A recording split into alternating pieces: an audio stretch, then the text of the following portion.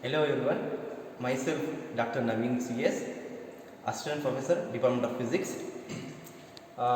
Today I am going to explain about Peltier effect and Seebeck effect. In this experiment, we are going to study about Peltier device characteristics and Seebeck coefficient. This is the kit. A very simple experiment. We need to connect the Peltier model and voltmeter and ammeter, but here they are internally connected. In the previous experiment we are going to connect the voltmeter ammeter externally, but here in this experiment they are internally connected. So I need to connect only this Peltier module to the kit. Positive of the terminal I am going to connect here into the Peltier module. This is Peltier module, and negative of the terminal I am going to connect to the another terminal of the Peltier module. So that means I have connected Peltier module to the circuit, and this is the stop clock, and this is the kit to study Peltier device characteristics and to calculate the Seebeck coefficient. To start with, what I am going to do now is this is a tabular column where basically you have to set some value of voltage, then corresponding value of current you need to note down, and then from voltage and current values you can calculate power. Power is equal to product of V and I. At time t is equal to 0, that is before starting the experiment, what are the values of TH, that is temperature of the odd junction and the temperature of the cold junction. Those values I need to record. Since we are starting the experiment, those values TH and TC is always same. Now I am going to, you can see that I am going to switch on the operators, switch on the kit. I have not started the experiment now.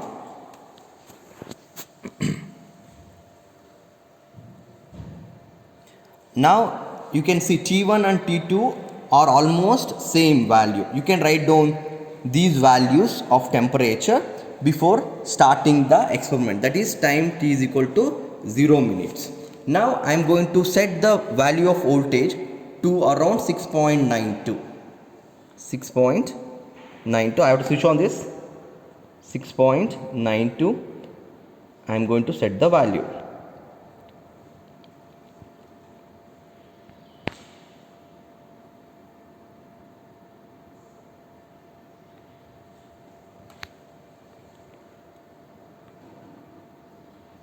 Yeah, now it is around 6.92.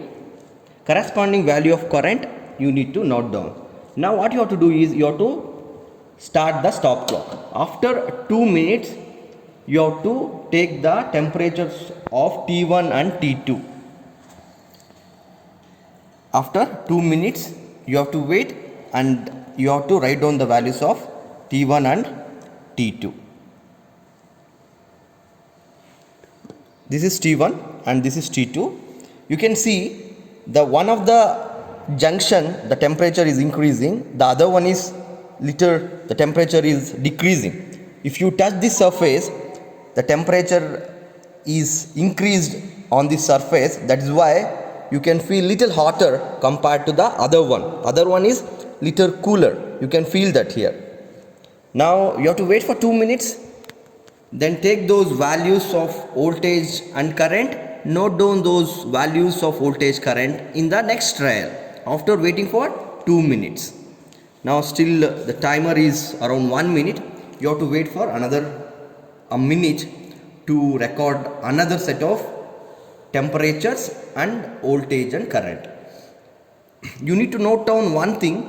We are fixing the values of voltage and current. We are not altering here. Once you set those values, that is fixed. You should not change those values. Only you are note downing the values of T1 and T2, that is temperature of hot junction and the cold junction. That's it. You have to wait for a few more seconds.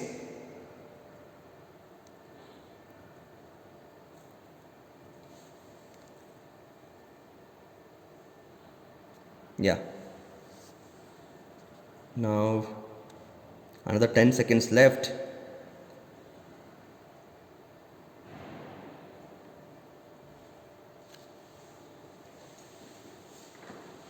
Yeah. Now halt the stop clock and record the values of voltmeter value and ammeter value, and record the values of T1 and T2. T1 corresponds to temperature of the hot junction.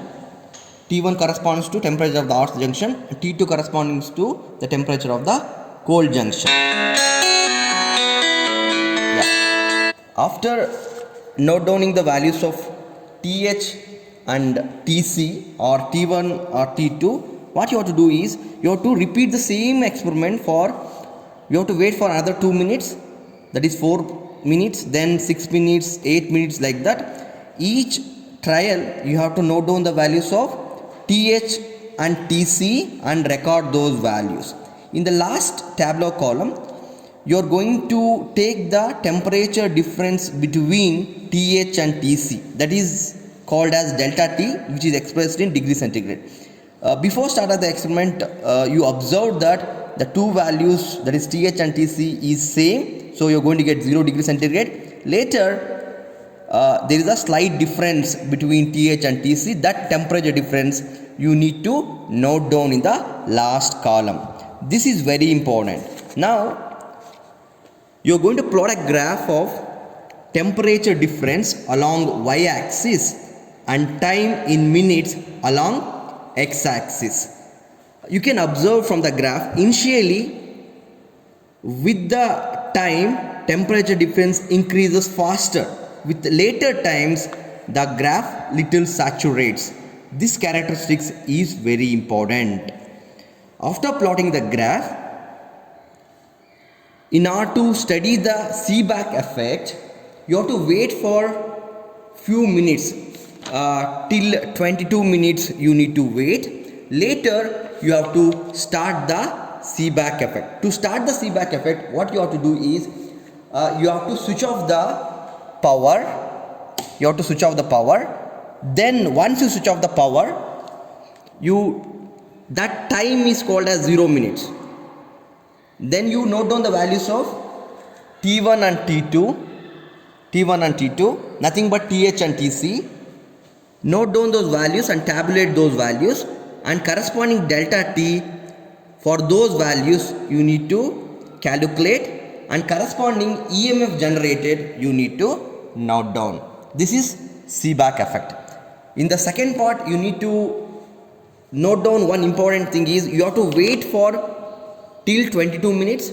Where after 22 minutes only you have to switch off the power supply. Then you need to, at that moment itself, you need to note down T1 and T2, and then at the same time you have to note down the values of voltages. Then you do it the same thing for another, after waiting for 1 minute, 2 minutes, 3 minutes, like that till 6 minutes. Here you need to take the readings of EMF generated with respect to temperature difference by waiting 1 minute durations. Take 10 readings. After that you need to calculate Seebeck coefficient. It is given by the formula Sm is equal to Vmax by Th. Vmax corresponds to voltage max divided by temperature of the hot junction. If you look at the tableau column, we got maximum voltage of 1.49, that is designated as Vmax. You have to write that value in the numerator divided by corresponding temperature difference, that is 42.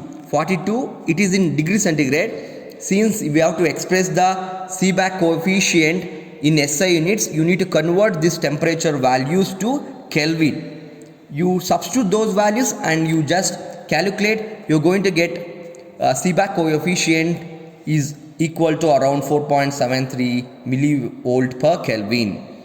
This is the experiment. We have calculated Seebeck coefficient, and also you have studied Peltier device characteristics. Thank you.